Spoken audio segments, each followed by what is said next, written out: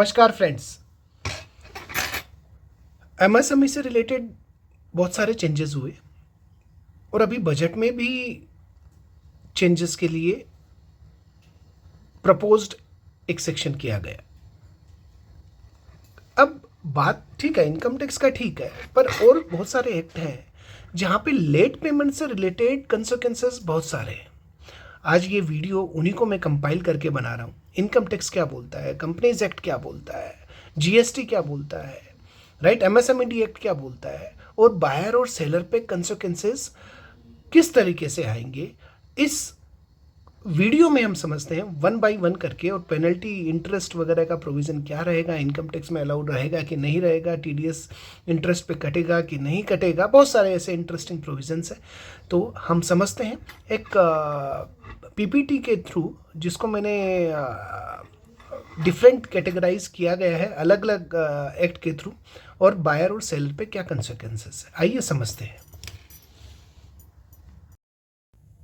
हाँ, अब हम समझने जा रहे हैं कि इसका कंसिक्वेंसेस क्या होगा। अब कंसिक्वेंसेस में देखिए, सबसे पहले हम बात करते हैं बायर्स की बुक के अंदर, यानी जिसने गुड्स खरीदे हैं या सर्विसेज ली है, और इसका इम्पैक्ट और ली किससे है मैं आपको बताता भी चलूंगा। जो प्रोविजन एक्ट के अंदर लिखा हुआ है उसी के अकॉर्डिंग कि क्या माइक्रो, स्मॉल, मीडियम इंटरप्राइजेस अगर किससे खरीदा है तब ये एप्लीकेबल होगा। सबसे पहले हम बात करते हैं MSME act, micro, small, medium enterprises जो डेवलपमेंट एक्ट है 2006, वो क्या बोलता है, उसका सेक्शन 15-16। और मैं आपको एक बात और बताता हूँ, एमएसएमई एक्ट 2006 15 to 23 जो सेक्शंस हैं वो ओवर राइडिंग सेक्शन है, यानी किसी भी एक्ट में कुछ भी लिखा हुआ उससे कोई लेना देना नहीं है। इस एमएसएमई एक्ट में जो लिख दिया वो फाइनल है। ये क्या बोलता है कि अगर कोई बायर किसी भी माइक्रो, स्मॉल इंटरप्राइजेस से, इंटरप्राइजेस का मतलब चाहे वो कंपनी हो, चाहे प्रोप्राइटरशिप हो, किसी से भी खरीदता है, कोई भी हो, उससे कोई लेना देना नहीं है, वो भी डिफाइंड है। और 45 डेज के अंदर पेमेंट नहीं करता अगर एग्रीमेंट है, अगर एग्रीमेंट नहीं है तो 15 days from the date of appointed date. अब इसका मतलब क्या हुआ अपॉइंटेड डेट का, और ये क्राइटेरिया क्या है माइक्रो स्मॉल का, तो मैंने आई बटन पे इसका लिंक दिया है, आप समझ सकते हैं। मैंने डिटेल में बताया भी कि 45 और 15 दिन एग्जाम्पल के साथ में किस तरीके से कैलकुलेट होगा। इनवॉइस डेट से यहाँ पे कोई लेना देना नहीं है इस पर्टिकुलर प्रोविजन के लिए। तो अगर 45 दिन से ज़्यादा या 15 दिन से ज़्यादा, आप डिटेल में उस लिंक पे क्लिक करके देख सकते हैं। अगर पेमेंट किया जाता है तो बायर इंटरेस्ट का प्रोविजन बनाएगा, वो भी 3 टाइम्स ऑफ बैंक रेट। अब बैंक रेट क्या है, 6.50, राइट, इसका 3 टाइम्स आप समझ सकते हैं, मल्टीप्लाई बाई 3, 19.5 आई बिलीव। तो इतना परसेंट का प्रोविजन आपको बनाना रहेगा, किसको, बायर को। सप्लायर मैंने आपको बताया इस प्रोविजन के लिए कौन होगा, सेलर कौन होगा, माइक्रो, स्मॉल इंटरप्राइजेस होगा, मीडियम से कोई लेना देना नहीं है। तो ये प्रोविजन बनाना पड़ेगा। बट प्रॉब्लम क्या आता है, क्या एमएसएमई एक्ट के अंदर भी कोई हमारे डिस्क्लोजर वगैरह दिए गए हैं, क्या बनाना रहेगा। हम बात करते हैं, मैंने number of seminar I have delivered professionals, trade unions के साथ में, तो most of the times I received answer no sir. हम प्रोप्राइटरशिप में हम क्यों प्रोविजन करें, हम क्यों डिस्क्लोजर करें, क्या कोई डिस्क्लोजर का फॉर्मेट भी बिल्कुल है साहब, मैं आपको बता दूं। और अब मैं आपको वही बताने चाह रहा हूं कि अगर आपकी कंपनीज के लिए, तो मैं आता हूं आगे, अभी मैं बात करता हूं एमएसएमई कंपनीज एक्ट की बाद में बात करूंगा। एमएसएमई एक्ट के अंदर सेक्शन 22 के अंदर डिस्क्लोजर दिया गया है, और वो बोलता है कि कोई भी अगर एसएससी है, बायर है, अगर उसकी books of accounts are required to get audited, अगर आप देख पा रहे हैं, तो उसको ये सब information, additional information annual financial statement में देना रहेगा। जैसे एग्जांपल बताता हूँ, यहाँ दिया गया है, the amount remaining unpaid to micro and small supplier as at end of the previous year, principal अलग से, इंटरेस्ट अलग से। The amount of interest paid by the buyer in terms of section 16 of the Micro, Small, Medium Enterprises Development Act 2006, along with the amount of the payment made to the supplier beyond the appointed date during each accounting year। यानी अगर payment कर दिया है और वो भी appointed date के बाद का किया हुआ है, तो वो भी यहाँ पे डिस्क्लोज करना रहेगा। देखिए, जैसे कि अब हमारा 22-23 चल रहा है, तो एंड ऑफ द ईयर ये सारे डिस्क्लोजर जरूरी होंगे। मैं फिर आपको बता देता हूँ, राइट। तो अब बात करते हैं सर, इतने देखिए ऐसे और भी डिस्क्लोजर हैं, जैसे कि बोला कि इंटरेस्ट ड्यू एंड पेबल के बारे में डिस्क्लोजर है। मैं ज़्यादा लंबा नहीं ले रहा, अगर आपको चाहिएगा तो please write me in the comment box, I will send you the link. The amount of interest accrued है, फिर अमाउंट फर्दर इंटरेस्ट है जो आगे के सालों के लिए जा रहा है। तो इस तरीके के डिस्क्लोजर एमएसएमईडी एक्ट, और मैं फिर कहता हूँ ये 15 to 23 ओवर राइडिंग सेक्शन है। किसी भी एक्ट में इंडिया में कहीं कुछ लिखा हो इससे कोई लेना देना नहीं है। अब बात हो गई एमएसएमईडी एक्ट की, अब बात करते हैं कंपनीज एक्ट की। क्या अब कंपनीज पे भी ये अप्लीकेबल है? बिल्कुल। देखो एमएसएमईडी एक्ट तो सब पे अप्लीकेबल है, चाहे प्रोप्राइटरशिप हो, आपको डिस्क्लोजर देना रहेगा, चाहे कोई भी हो, और वो इंटरेस्ट के प्रोविजन करने रहेंगे, कोई भी फॉर्मेट हो।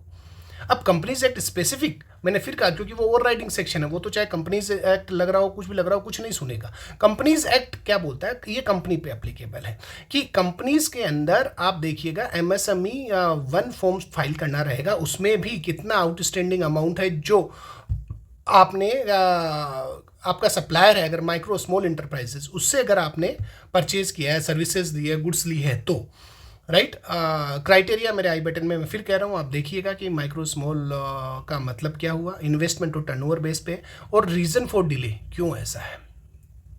ड्यू डेट है नॉर्मली अप्रैल टू सितंबर, हम एमएसएमई फॉर्म भरने पड़ते हैं 31 अक्टूबर का, जो अप्रैल से सितंबर जाएगा, और अक्टूबर टू मार्च जाएगा 30 अप्रैल, राइट। तो ये हमें देखना रहेगा। अब आगे चलते हैं कि साहब ये ठीक है, कंपनी इनकम टैक्स एक्ट क्या बोलता है, मैं आपको बताता हूँ कि इनकम टैक्स में एक अभी नया अमेंडमेंट आया है जो 1 अप्रैल से अप्लीकेबल होगा। अभी वो असेंट मिलना बाकी है और अप्रूव भी होना है बोथ हाउसेस से, बट स्टिल मोर और लेस हम मान के चलते हैं सेम ही है, ज़्यादा चेंजेस नहीं होते। जो अनाउंसमेंट होता है उसमें ये सेक्शन क्या बोलता है, एक सेक्शन 43B मैंने डिटेल में आप आई बटन पे देख सकते हैं, एक और लिंक दिया है 43B, इसका डिटेल में डिस्कशन है क्या है और किस तरीके से डिसअलाउड होगा। मैं सिंपल लैंग्वेज में यहाँ आपको बता रहा हूँ कि अगर आप पेमेंट नहीं करते, मान लीजिए मार्च के अंदर आपने एक प्रोविज़न बनाया, एक आउटस्टैंडिंग है, मार्च के अंदर आपने परचेज़ की, मार्च 1 के अंदर, तो आपका उसका पेमेंट 45 डेज़ के अंदर होना है, राइट।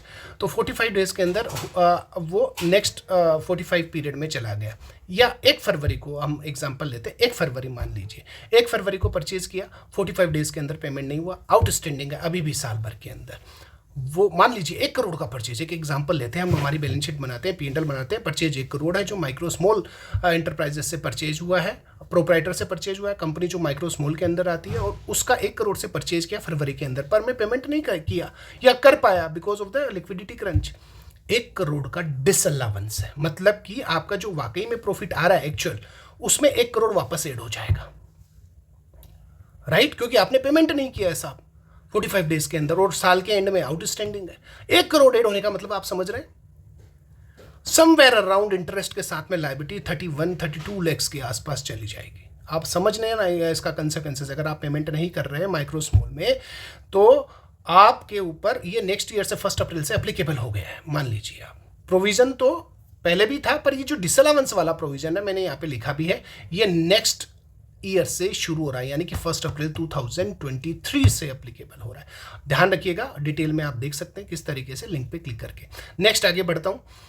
अब आता है टीडीएस। क्या अब सब ठीक है, वही अमेंडमेंट है, ये तो ऑलरेडी है ये सब प्रोविजन, केवल मैंने एक बताया जो प्रपोज्ड है।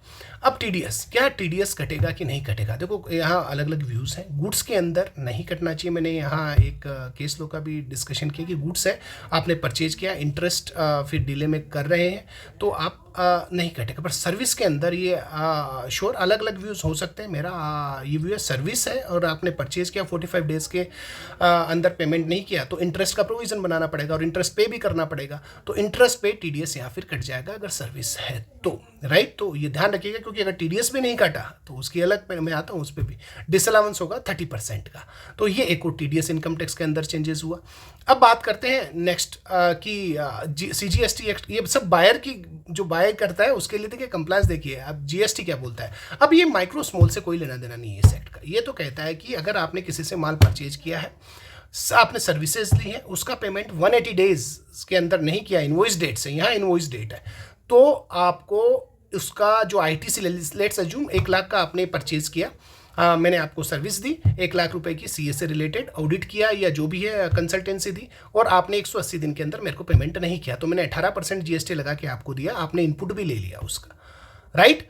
अब क्या होगा, वो 180 दिन तक आपने जैसे ही पेमेंट नहीं किया, तो अगला जो आएगा 181 डेज जिस मंथ में रहेगा, उसमें आपको रिवर्सल करना रहेगा अलोंग विथ इंटरेस्ट, आप समझिएगा 18%। समझ रहे हैं आप कंसिक्वेंसेस? यानी आपने ले लिया था तो 6 महीने पहले, अब 18% के साथ आपका इंटरेस्ट की लायबिलिटी आ जाएगी, समझ रहे हो? और आईटीसी भी रिवर्स करना पड़ेगा, और पर आईटीसी बाद में मिलेगा जब आप पेमेंट कर दोगे मेरे को। तो ध्यान रखिएगा, बहुत सारे प्रोविजन है जो इंटर रिलेटेड है।